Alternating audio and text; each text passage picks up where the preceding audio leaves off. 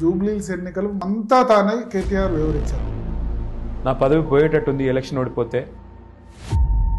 ఇంకొక ఆరోపణ కూడా బినామీ ఆస్తులు ఉన్నాయి మీ పేరిట.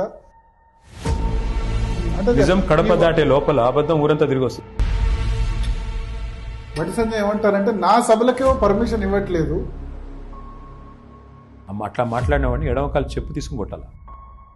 నవీన్ యాదవ్ విషయంలో ఒక బీసీని పట్టుకొని చిల్లర రౌడీ గూండా రౌడీ అని చెప్పి నేను చెప్పడం కాదు, అక్కడ ఉండే హిజ్డాలు చెప్తున్నారు.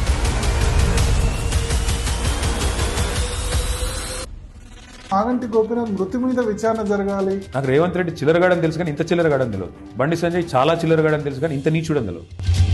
మాగంటి సునీత కుటుంబంలో కొన్ని పరిణామాలు జరుగుతున్నాయి. అనుముల బ్రదర్స్ అరాచక రాజ్యంలో పోలీసులు గడ్డి బీక్తున్నారా? కాంగ్రెస్ కార్యకర్తల పోలీసులా మీరు? బండి సంజయ్ ఎందుకు ఎంకరేజ్ చేస్తున్నారు రేవంత్ రెడ్డి? హిందూ ముస్లిం పోలరైజేషన్ తేవాలి, ఇద్దరు ఎజెండా అదే కదా. అధికారంలో ఉన్న పార్టీని కాదని మిమ్మల్ని ఎందుకు గెలిపించాలి? మరి నువ్వేం బీకేవరు? నేను టిఆర్ఎస్ బీజేపీ ఈ రెండు ఒకటే. రేవంత్ రెడ్డి గారి బావమరిదికి మోడీ గారు కాంట్రాక్ట్ ఇస్తారు, 1150 కోట్ల కాంట్రాక్ట్. అప్పులన్నీ మిగిల్చిపోయినారు, అప్పుల రాష్ట్రం చేశారు. రూపాయి రేవంత్ రెడ్డి గారు ఇక్కడ అవినీతితో సంపాదిస్తే 30 పైసలు అమిత్ షాకు పంపుతున్నాడు.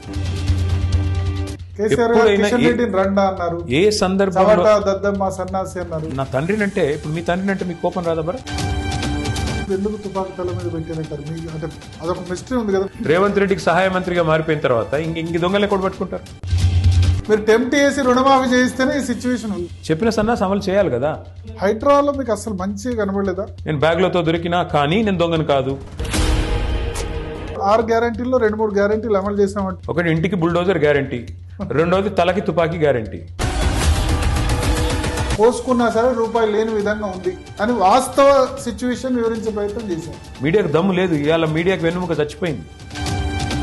ఫీజు రియంబర్స్మెంట్, ఆరోగ్యశ్రీ బకాయిలు 2-3 సంవత్సరాల పెండింగ్ అనేది మీ టైంలో కూడా ఉంది కదా. చోటే బాయ్ బడే బాయ్ మాత్రం బాగా కూడబలుకొని ప్రచారం చేస్తారు.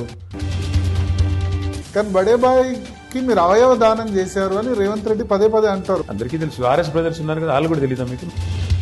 అంటే కేసీఆర్ రావాలని మళ్ళీ రాష్ట్రం అంతా కోరుకుంటున్నారని మీరు క్యాంపెయిన్ చేస్తున్నారు. ఇదే బాధ మీతో జర్నలిస్టులతో. మీకు ఏమంటే మీరు కనీసం రాహుల్ గాంధీ అన్నట్టు ఆయన ఢిల్లీలో ఓటు చోరీ అని ఆక్రోశిస్తున్నాడు. ఢిల్లీలో ఉన్న వాళ్ళకి 2-3 ఓట్లు కామనే కదా అక్కడ ఇక్కడ. మీకు కామనేమో, మాకైతే కాదు. కాంగ్రెస్ వాళ్ళకి కామనేమో, మాకైతే కాదు. హుజరాబాద్ మునుగోడులో మీరు కూడా ఇదే చేశారు కదా, మీ మంత్రులు మీ ఎమ్మెల్యేలు. You don't have to argue with me, you can go to people and check. మీ లక్ష్యం కూడా రేవంత్ రెడ్డి కాకుండా ఎవరు ముఖ్యమంత్రి అయినా పర్లేదు. రేవంత్ రెడ్డి గారు 5 ఏళ్ళు ఉంటేనే కాంగ్రెస్ 15 ఏళ్ళు ఈ రాష్ట్రంలో చచ్చిపోతుంది. కేటీఆర్ తో special interview with Zee Telugu news editor Bharat.